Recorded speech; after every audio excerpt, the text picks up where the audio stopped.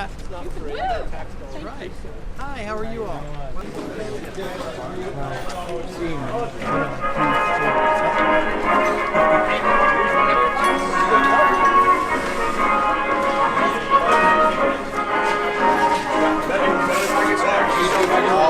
Yes, sir. Anything without. Cell phone, keys, wallet.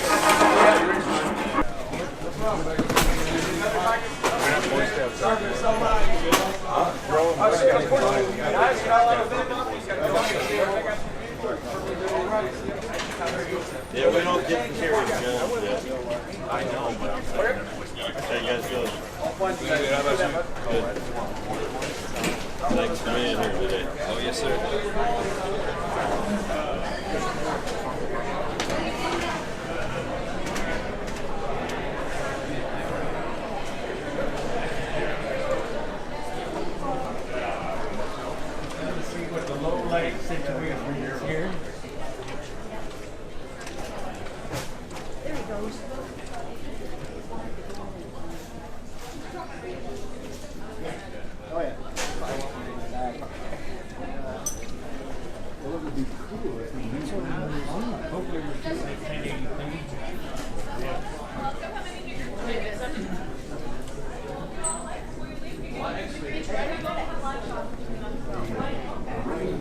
Welcome to the green screen today.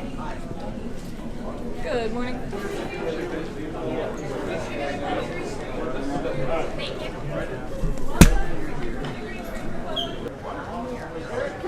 Okay, so we're here with the Air Force Museum Foundation, the nonprofit entity that helps support the National Museum of the U.S. Air Force. We've got our memberships, which help support us. They give you some great benefits, 10% off at the gift shop and in the cafeteria.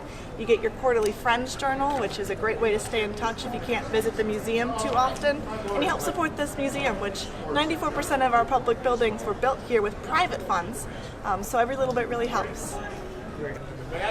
We have membership at a whole bunch of levels, starting at $50 a year. Our flight lead level we can even do monthly, so $10 a month, something you don't really notice. And each one comes with a little bit extra benefits. At that flight lead level, you get invitations to exclusive events, which is a really neat thing we can do for our members. And you know that you're supporting this wonderful institution and protecting these memories for future generations. Tanks 1, 2, 3, 4. Right and left. All full. Okay. We're all set to go. Signal to start number 1.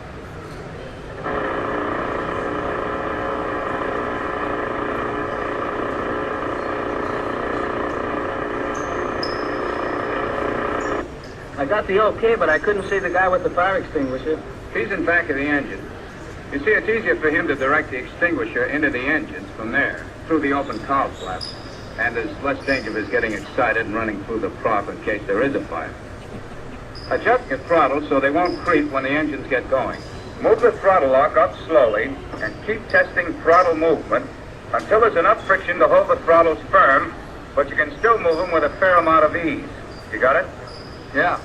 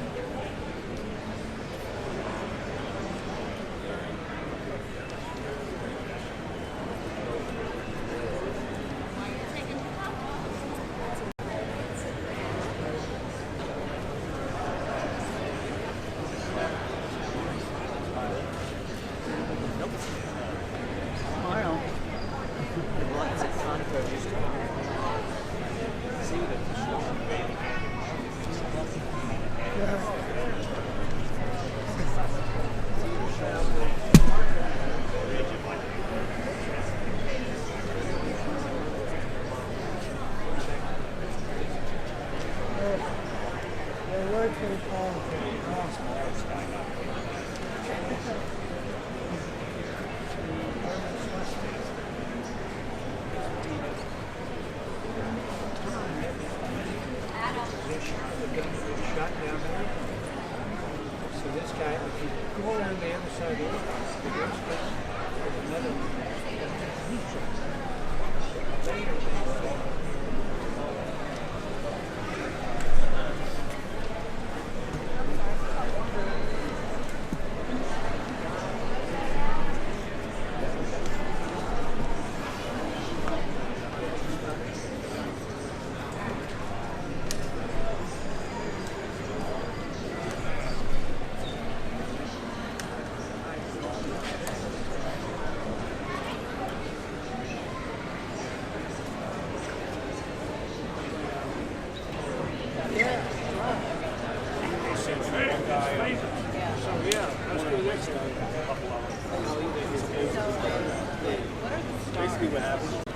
Right there. Guy. The B-17 Memphis Belle is the first aircraft in World War II to complete 25 missions intact. The crew and the aircraft did not get a scratch during the whole time. And yet, during the same period of time, we lost about 200,000 airmen for high-altitude bombing over Germany. So this airplane completed their 25th mission. And by the way, the 17th of May, 2018 is the 75th anniversary to the day of this aircraft returning from its 25th mission unscathed. And also the type of mission depends upon the defense that the bad guys put up. The more valuable the target, the more heavily defended it was. So those would be the Red Stars, probably. Yeah. For example, when we flew in the North Vietnam, it was the most heavily defended airspace in the history of warfare. Much more so than Germany in World War II. A lot more. These missions that these airplanes were doing took out the German manufacturing plants, right? The ball bearing. Yeah, they were trying to shut down the German industry. Yep. I thought I'd just tell you a little story about that. Well, I appreciate the story, and I hope your father's still alive. Good for him. Well, good. Well, tell him he's one of my heroes. Ever heard of a guy named Don Shipley? Yeah. The U.S. Navy senior.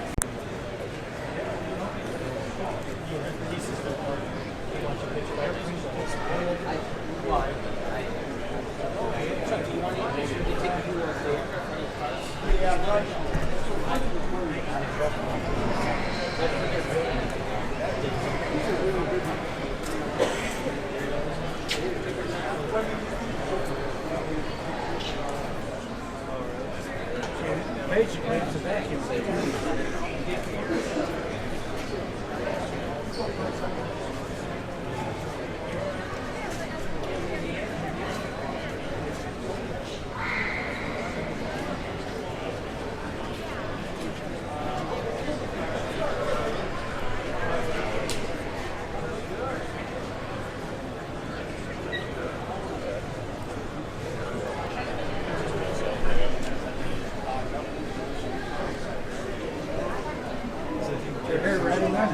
I guess.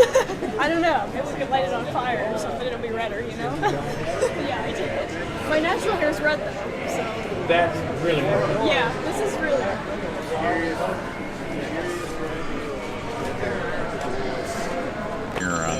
Randy. Back with Randy. Yeah, Randy. And if I wouldn't have had that Zeppelin on that turnpike, Oh, I bet. you know how you get right Oh, there. man, big guy, yeah. Okay.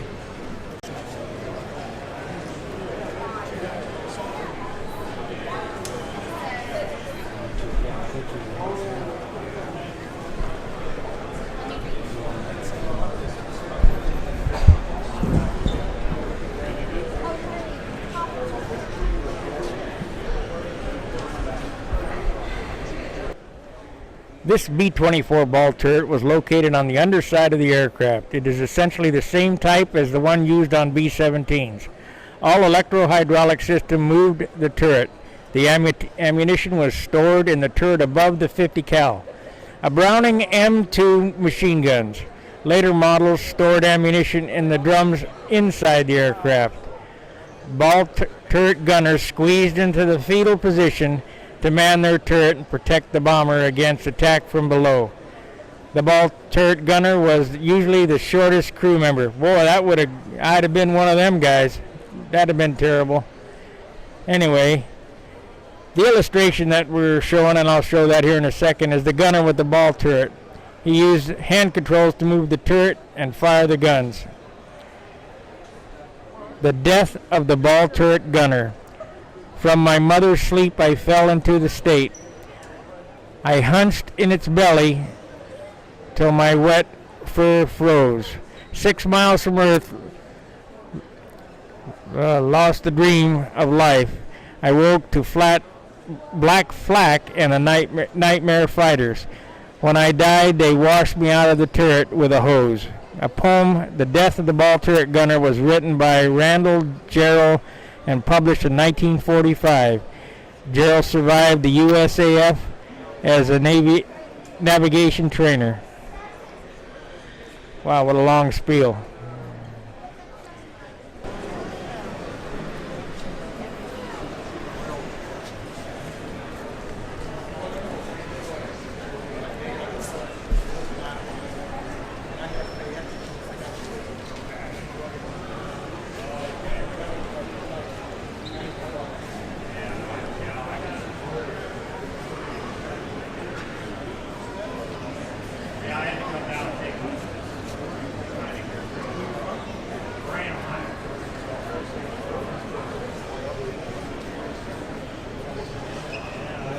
People still got the Unveiling.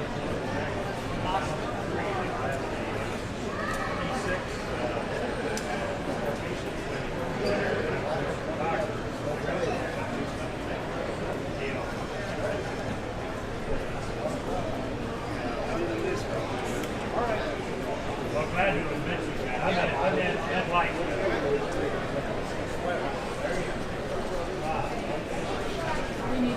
Is that correct? Yes, sir. Where's the Brasso? We don't use Brasso.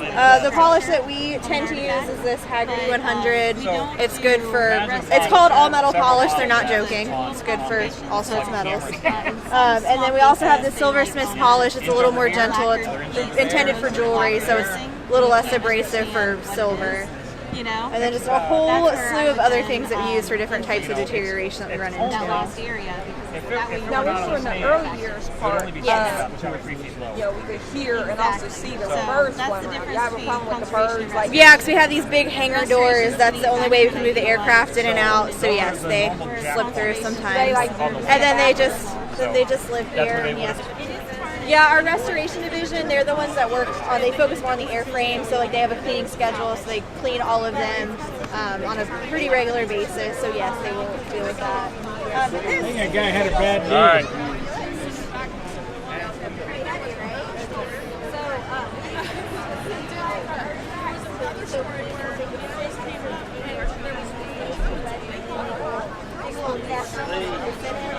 Did this guy have a bad day? Other artifacts, Yes, he did. like weigh artifacts down. Like He recovered though.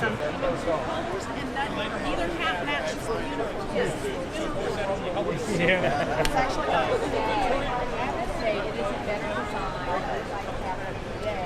which is more model to the woman. Oh, the T-set is over there on our collection sheet. Okay, thank you. Maybe somewhere the guys are lucky. If you're a waste guy, you might get thrown clear. And if you're not thrown clear, well, the good news is you're in the back, and now you can swim out of the big hole. Great. I can't tie the damn knot just right here. Tying it with a needle with all that thread is a chore. oh, wow, that is So cool. on this, what we did is we used rivets, screws with little washers, or staples, just to demonstrate how we get the airplanes in. Whichever way they are configured coming in, that's what we use on. Yeah. And so then we'll put a strip of this on, and we use the same material to glue it on. To do these, one of the volunteers got a hold of one of these, and that's a staple, and he had to make this drawing to make those. Oh my gosh. Look at that staple. Yeah. That is cool. That is very neat. And that's what it feels like when... That was the same stuff. Matter of fact, we took it one step Totally cool. Totally different. Yeah, 'cause when you feel it this way, it feels really soft, but then when you pull it off, that is really weird. Now, what's this? After I got the gray paint on, then I put 4 spoons of red paint butyrate on it. And normally you would leave it dry for a couple days, but I was in a hurry, so I did 2 coats one day and 2 coats the next day. It was during the summer, so it dried pretty quick. Oh yeah. See, to look at it, almost looks like tape. Yeah. And when we got the plane But it wasn't, I put a piece of tape across, that's why it's got an edge. This was all done with the screw gun, and so it's much smoother. That is neat, though. That's pretty awesome. That's really neat. Thank you. My pleasure. Thanks for coming by. Yes, thank you. I'm so sorry, sir. My name's Bob. I know everybody. Hi, Bob. I'm 600 of these clips, Stunt Hangar. and we put them back. I teach how to do this kind of stuff. So Where at? it would have been like this. St. Louis, Missouri. When Okay. I was here about a year ago, What it is remember control line airplanes, right? in the field, Control line, no. space Oh, ready. you gotta come to my channel. Don't watch Rusty in the Hangouts. Look for my instructional videos. Was it the How second to or do third silk attempt span, to how to restore this do plane at some level after poly it came span. out of its tube? That's how I know about the stitching and the thinking. Actually, I figured you knew what it was Memphis about. bought the plane I was an for AMS in the Navy. $350 in 1946. So I worked on F4s and F14s. It sat outside in a National Guard armory from 46 till F4 about Newport Sayre down by 1980. the And in that time, the they tower, did and they said, a "Anybody very, here very know how to rough cover that?" restoration job. Yeah. I've been Just doing kind of skinned it to keep it from falling apart. Well, they did what they had to do. They did a little bit of painting, a little bit of metal work, and then they moved it to Mud Island. And it still sat outside at Mud biggest Island. grass And runway Mud in the Island world. sat outside, 3 it was miles sitting on long. the Where? Mississippi River, South Carolina, which would but it was flood rained out. So it had been outside. Well, we're glad you came here. Let's hear the spiel that you got from my viewers. Brought it in here in Okay. 2005. It's unbelievable, even made a half a century. It's incredible. So You this can is imagine Bob. Yeah, what this kind is of just shape a that demonstrator that we put together to show the different types of material and processes that we use for covering the aircraft. The Memphis Belle happens to have We had to make a lot cotton, of pieces that we mercerized just couldn't cotton that get we and went over to whatnot. Devon, England to buy, and couldn't get it here in the States. And we used that on the ailerons, the rudder, and the horizontal stabilizer.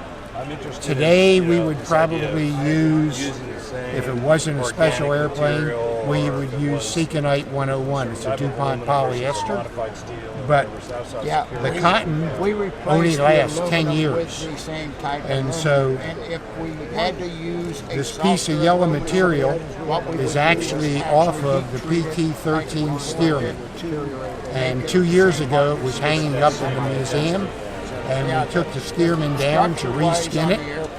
And so I cut this off the top of the wing. And you can see, well, you can't see there, but it cracks at 10 years and has to be redone. You know why? Do I know why? The dome is always shrinking. Shrinking, that's right.